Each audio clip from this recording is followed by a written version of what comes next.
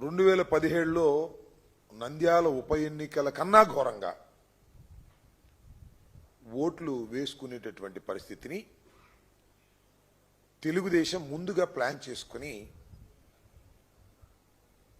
ఈ పోలింగ్ జరుగుతా ఉన్నట్టుగా ప్రారంభమైన తర్వాత చాలా క్లియర్గా అర్థమైపోయింది.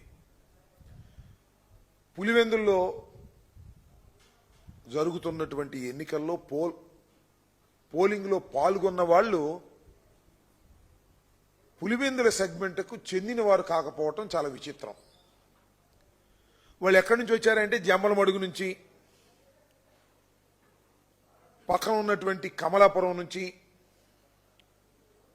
ఈ ప్రాంతాల నుంచి పెద్ద ఎత్తున తెలుగుదేశానికి చెందినటువంటి కార్యకర్తలనండి, రౌడీలనండి వచ్చి క్యూలో నిలబడి పులివెందుల్లో ఓట్లు వేస్తున్నటువంటి దృశ్యాలు మనం చూస్తున్నాం. రామసుబ్బారెడ్డి గారు జమ్మలమడుగు మాజీ శాసనసభ్యుడు, మాజీ మంత్రి, ఆయన ఒక ప్రెస్ మీట్ పెట్టి చాలా వివరంగా చెప్పాడు. ఫోటోలు కూడా రిలీజ్ చేశాడు.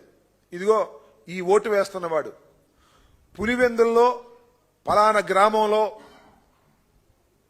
ఓటు వేస్తున్న వ్యక్తి ఆ ప్రాంతపు వ్యక్తి కాదు, మా జమ్మలమడుగు నుంచి వెళ్ళిన పలానా సుబ్బారావు అని చెప్పాడు. ఇంతకన్నా సాక్ష్యాధారాలు ఏం కావాలని అడుగుతా ఉన్నా.